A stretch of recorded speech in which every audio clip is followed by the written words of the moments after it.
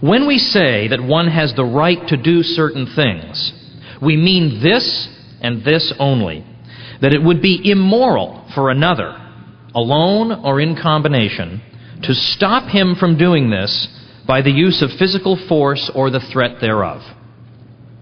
Now notice he does not say, in fact he goes on to clarify this, he says, we do not mean that any use a man makes of his property within the limits set forth is necessarily a moral use.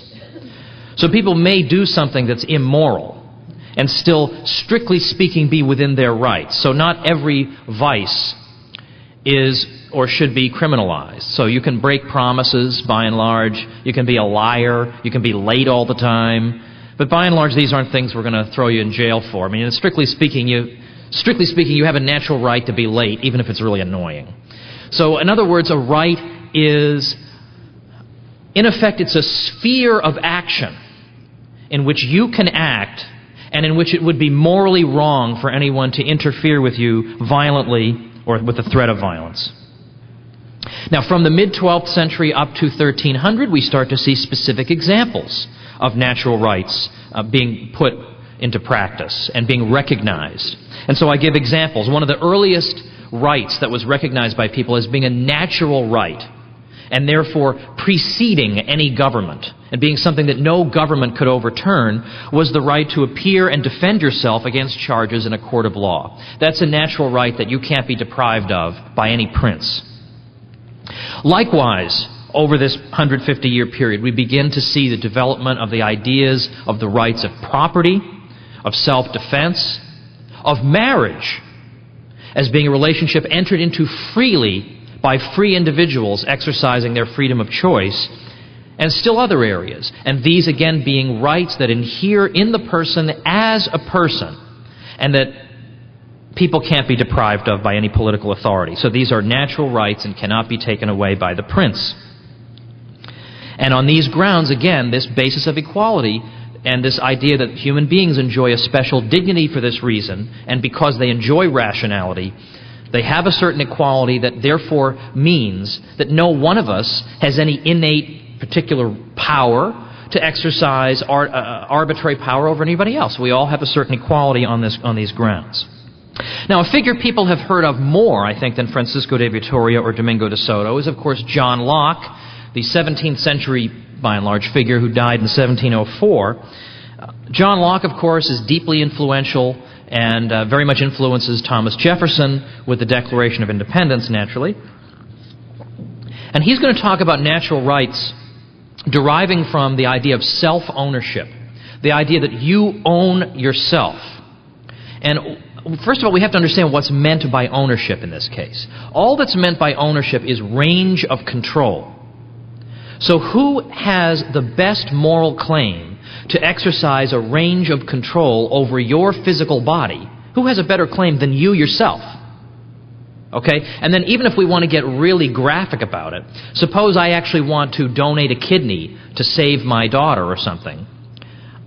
I would have the moral claim to do that. Nobody else could come up to me and say, hey, by the way, I'm going to start yanking body parts out of you.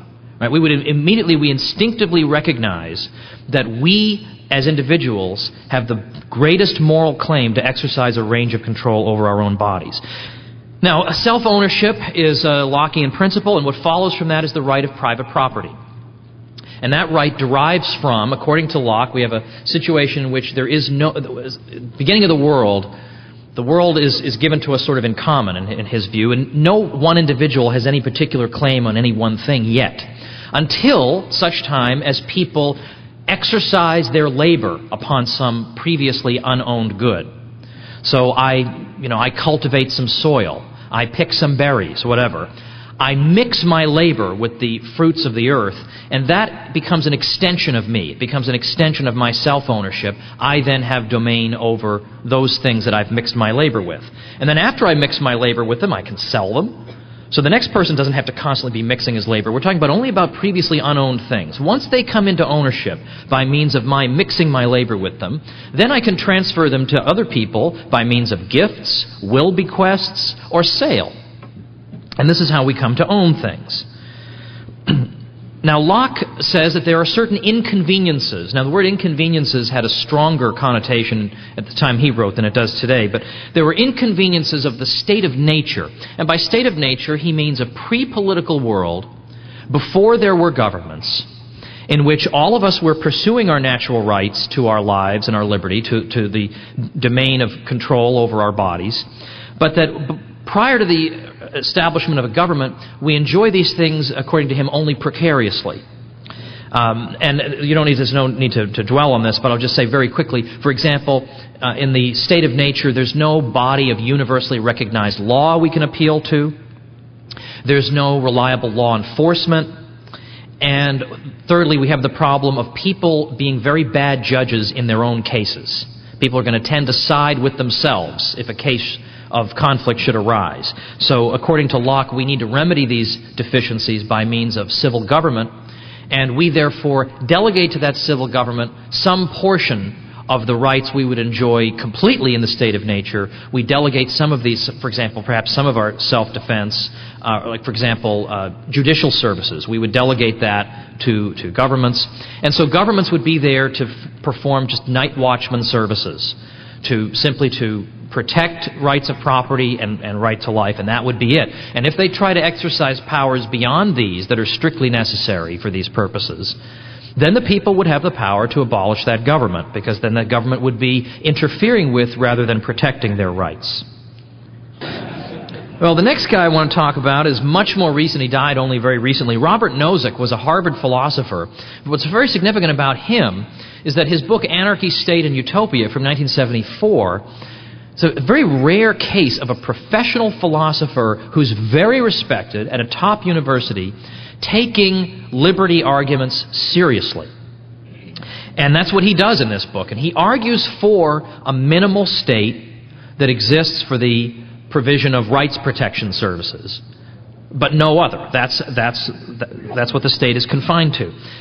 And so this is right out of his book. He says, and this is Roman numeral 4, part C, he says, taking the earnings of N hours labor is like taking N hours from the person. It is like forcing the person to work N hours for another's purpose. And that's why he argued that an income tax was on a par with forced labor. Because how is it conceptually different?